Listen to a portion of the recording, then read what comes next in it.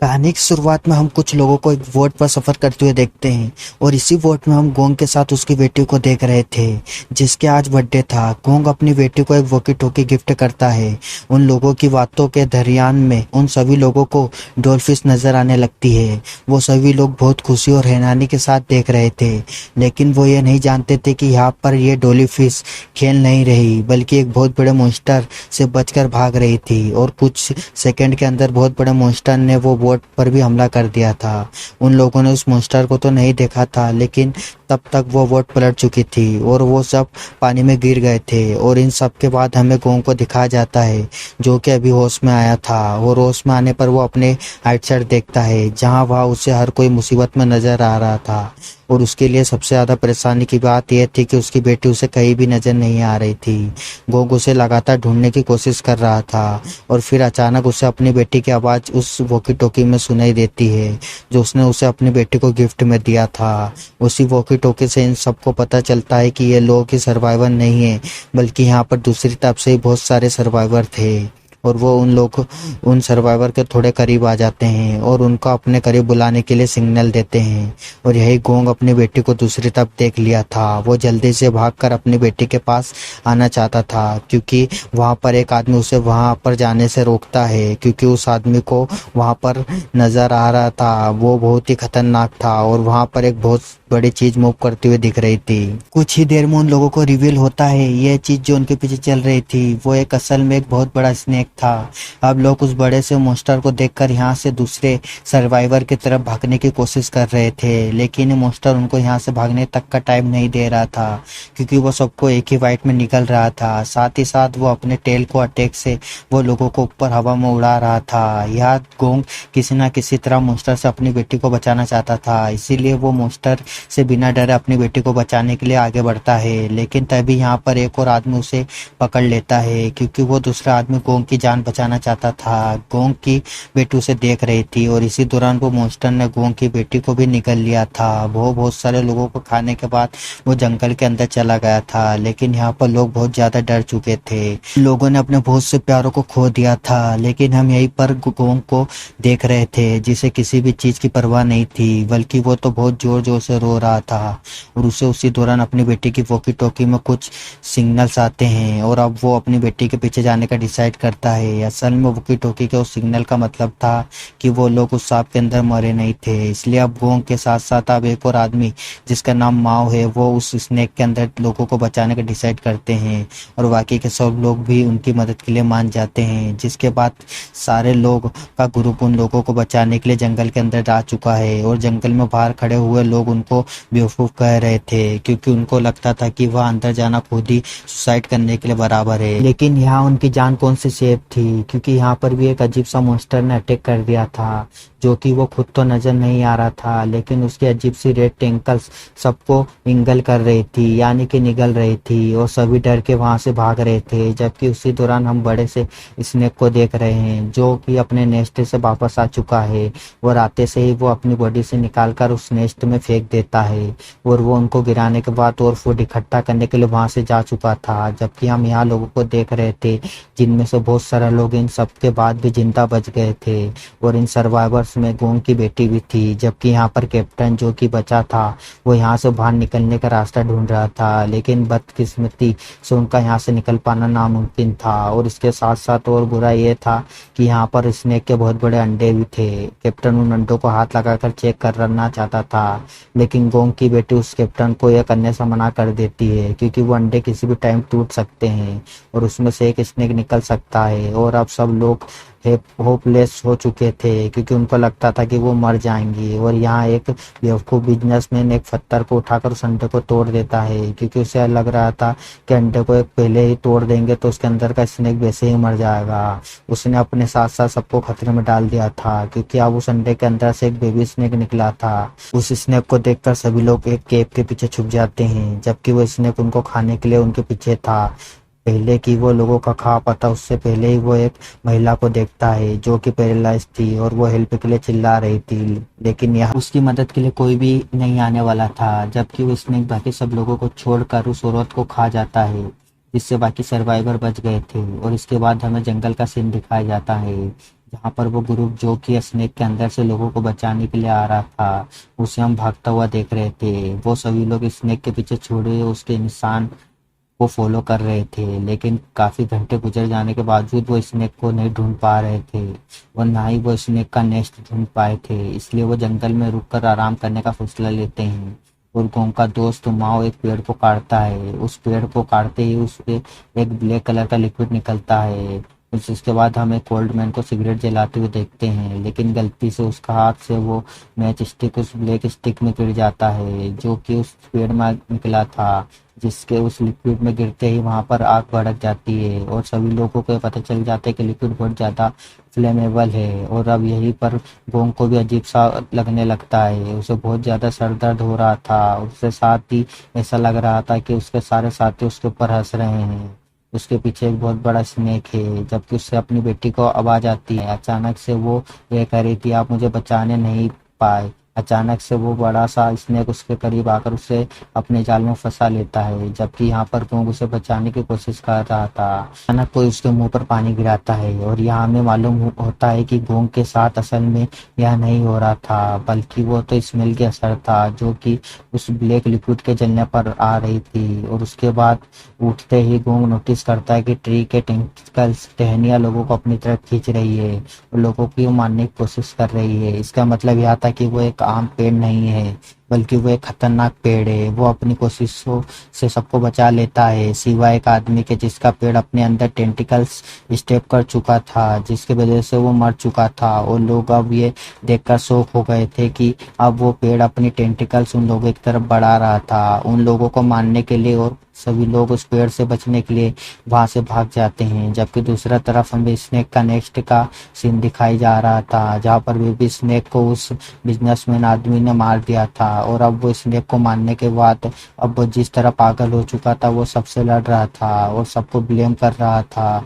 यहाँ जो सब कुछ हो रहा था वो उन सबकी वजह से हंस रहा था। लेकिन फिर यहाँ पर एक लड़की जिसका नाम सुशी है, वो उसको काम डाउन करती है और बताती है कि हम यहाँ पर अब बहुत मुश्किल में हैं और अगर हम यहाँ से निकलना चाहते तो हमें टीम वर्क करना होगा, इस तरह लड़ने से कुछ नहीं होगा। यहाँ पर आपको बचाने वाला यानी कि गोंग और उनके साथी अभी भी वो लोग तलाश कर रहे थे, जबकि माओ ने गोंग के लिए बहुत से वेपन्स बनाए थे जो कि उन्हें मॉन्स्टर से लड़ने में हेल्प करते। और ये हम गोंग के और साथी को देख रहे थे जो कि एक नदी की रिवर की तरफ बढ़ रहा था पानी पीने के लिए और इकट्ठा करने के लिए। और अचानक उड़ती हुई क्रेचर उस पर अटैक कर देती है और असल में एक मॉन्स्टर फिश थी। इसके बाद बहुत बड़े बड़े तीर थे और ये मछली पानी के बाहर भी उड़ सकती थी, इसलिए इन्हें फ्लाई फिश कहा जाता है। अब तो फिश उस पर दोबारा अटैक करती है, लेकिन वो उसे बहुत मुश्किल से बचते हुए अपने हाथ से कैच कर लेता है और उसे वो दोबारा रिवर में फेंक कर वहां से भाग जाता है। इसके बाद वो जान चुका था कि यहाँ पर सिर्फ फ्लाई फिश नहीं है, क्योंकि जितना उस जगह पर शोर था उसके अकॉर्डिंग बहुत ज्यादा तादाद में यहाँ पर फिश थी। वो लड़का जल्दी से जंगल की तरफ भागता और अपने साथियों को इन फिशेस के बारे में बताने के लिए, लेकिन वो फिशेस भी उसका पीछा करती है और इन फिशेस के अटैक से बचने के लिए वहां पर मौजूद सभी लोग को भागना पड़ता है। लेकिन वो कितनी भी तेजी से भाग पाते, वो फिशेस उनसे भी ज्यादा तेज थी, इसलिए वो लड़ने का डिसाइड करते हैं और अपने हाथ में पकड़े वेपन से अपने सामने आने वाले फिश को मारते हैं। लेकिन वो सभी फिश को तो नहीं मार सकते थे क्योंकि वो बहुत ज्यादा थी, इसलिए वो पेड़ के पीछे छुप रहे थे, जबकि माउंट फिशेस से लड़ रहा था ताकि उसके ग्रुप के बाकी लोग वहां से भाग सके। और इसके रिजल्ट में उसके खुद का ही नुकसान करा लिया था, एक फ्लाई फिश से उसके हाथ पर काट लिया था। और अब गोंग को यह फील हुआ कि ये फिश लोग के साथ ही ट्रेवल कर रही थी, इसलिए वो जंगल में ऐसी जगह पर जाते हैं जहाँ पर फॉग नहीं थी और इस तरह वो इस फ्लाई फिश से बच गए थे।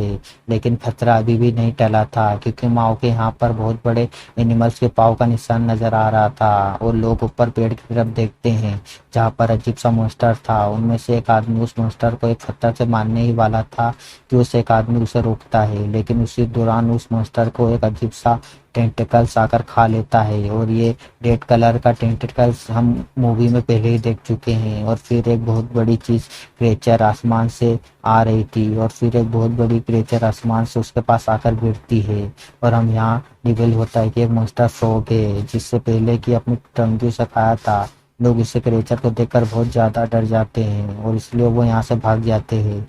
लेकिन वो मॉन्स्टर के उनके पीछे पड़ जाता है और अपनी बहुत सी बड़ी टोंगियों को निकाल कर ओल्ड मैन को पकड़ लेता है। पर उस ओल्ड मैन में उस मॉन्स्टर को आगे हार नहीं मानता और उसे अपने आप को बचाने के लिए एक पेड़ को पकड़ लेता है और बाकी लोग भी उसे बचाने के लिए अपनी तरफ खींच रहे थे। लेकिन यह सब काफ़ी नहीं था क्योंकि वो मॉन्स्टर बहुत ज़्यादा ताकतवर था।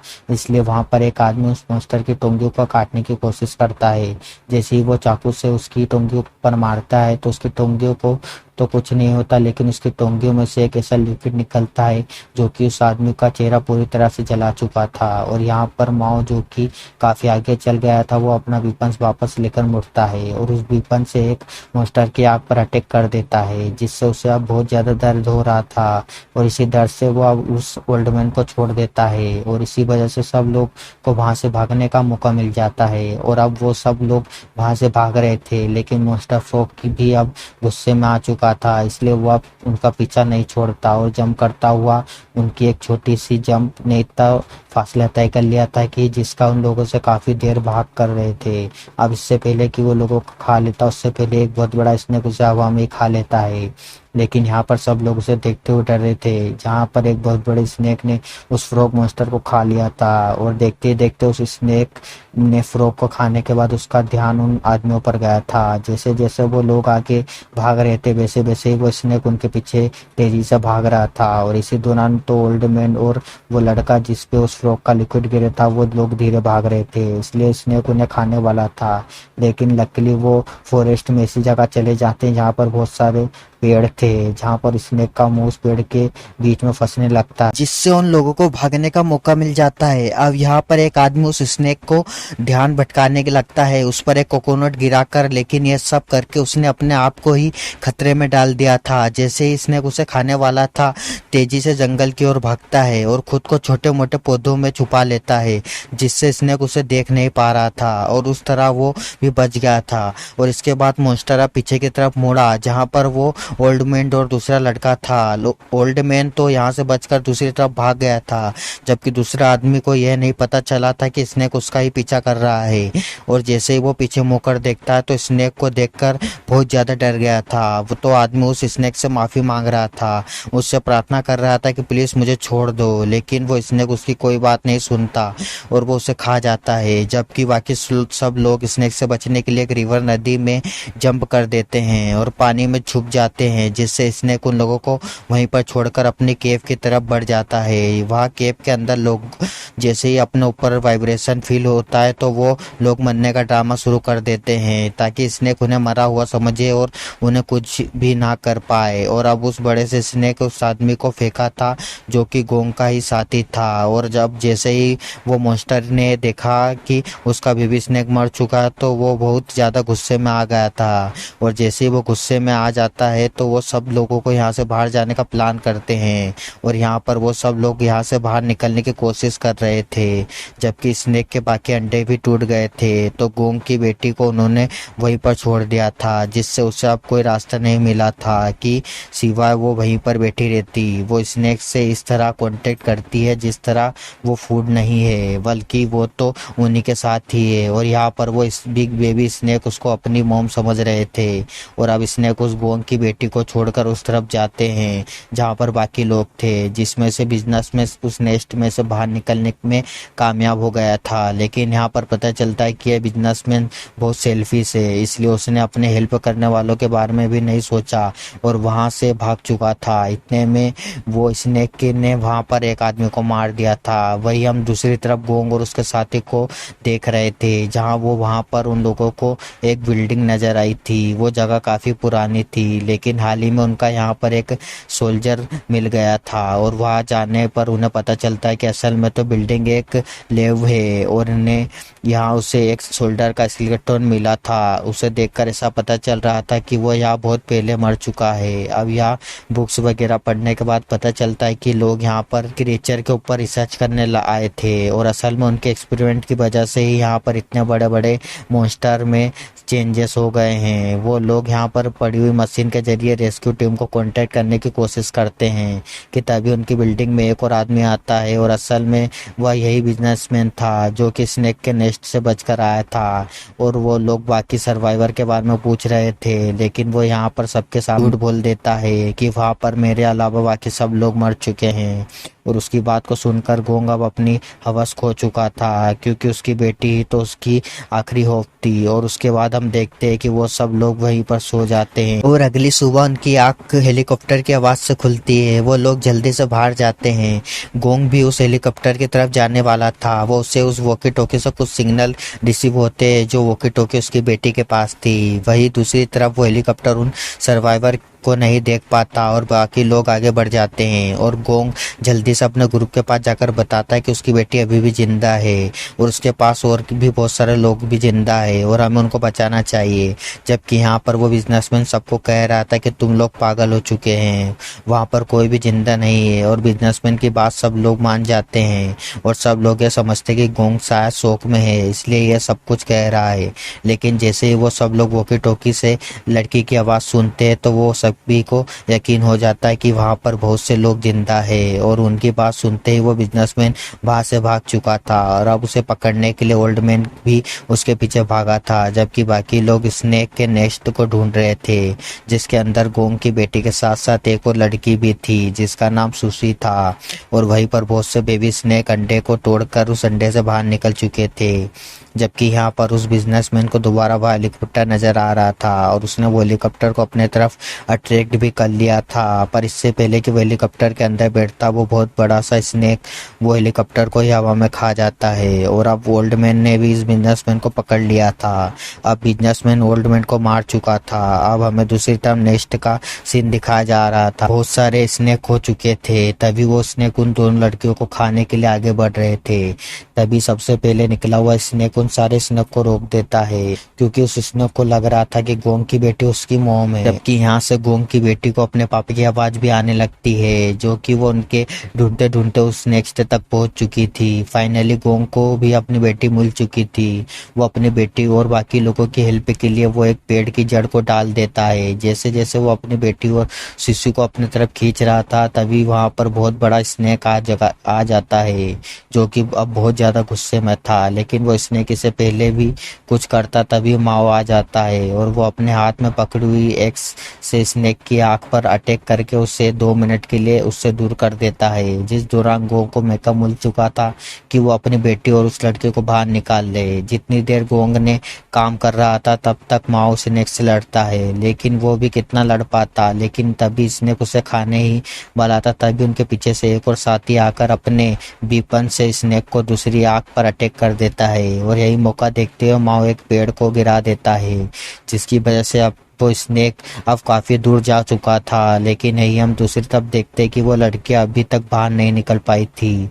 और यहाँ पर आखिरी मिनट में उनकी हेल्प शिप का कैप्टन करता है। वो उन दोनों लड़कियों को ऊपर करने की कोशिश करता है, जिससे वो दोनों लड़कियां तो बाहर निकल गई थी, पर वो कैप्टन वहीं पर मर चुका था। उसने उन लड़कियों के लिए अपनी जान के कुर्बान कर दिया था और अभी वो अपनी जीत का जश्न मना ही रहे थे कि तभी वो देखते हैं कि वो स्नेक को भी होश आ गया था, जिससे उन्होंने उससे बड़े से पेड़ से नुकसान पहुंचाया था। और यहाँ हमें उस बिजनेसमैन को भी दिखाया जा रहा था जो भागते भागते उसी जगह पर पहुंच गया था जहां से उसने स्टार्ट किया था। और जिस आदमी को उसने मारा था उसकी बॉडी से टक्कर लगकर उसी नेस्ट में गिर चुका था, जिस नेस्ट से वो बहुत ही मुश्किल से निकला था। और उसे यहाँ पर बेबी स्नेक खा चुके थे।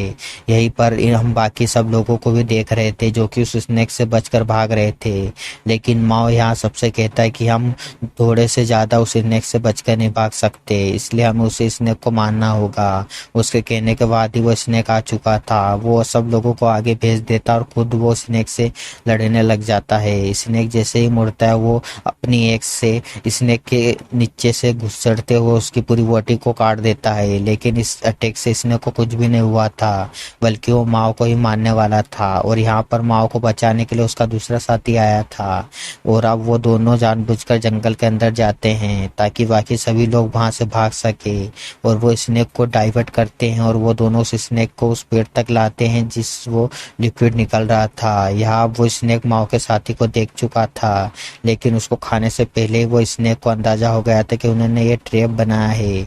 जबकि दूसरी तरफ हम गोंग को देख रहे थे जो अपनी बेटी को वहां से भागने का कहकर खुद उनकी मदद के लिए जाता है, और यहीं पर माओ ने अपना स्टिक उस फ्लेमेबल लिक्विड में डाल दिया था। यहीं से अब माओ को साथी दोबारा जंगल से भागता हुआ वापस आता है, जहाँ पर गोंग जंगल के अंदर जाने वाला था। यहाँ पर वो सबको यहाँ से भागने का कह रहे थे, जिससे गोंग को अंदाजा हुआ था कि उससे कोई गलती हुई है, और उनके पीछे देखते ही सच में बहुत बड़ी गलती हो चुकी थी। उस स्नेक ने गोंग की बेटी को दोबारा खा लिया था, जिसे देखते ही गोंग को बहुत ज्यादा गुस्सा आ जाता है, और अब वो उस स्नेक से खुद लड़ने का डिसाइड करता है। और अब वो जैसे ही उस स्नेक के आगे जाता है तो वो स्नेक उसे खाने ही वाला था, तभी वो स्नेक मुंह खोलता है और वहां पर फॉरेस्ट माओ निकला था जिसके हाथ में आग थी, जिससे डर कर स्नेक दोबारा जंगल के अंदर भाग गया था, और अब माओ भी उसका पीछा कर रहा था। और उस स्नेक जैसे उस पेड़ के पास पहुंचता है जिसमें से फ्लेमेबल लिक्विड निकल रहा है, वो वहां पर माओ अपनी हाथ में पकड़ी हुई आग फेंक देता है, जिससे अब वो स्नेक पूरे का पूरा जल चुका था।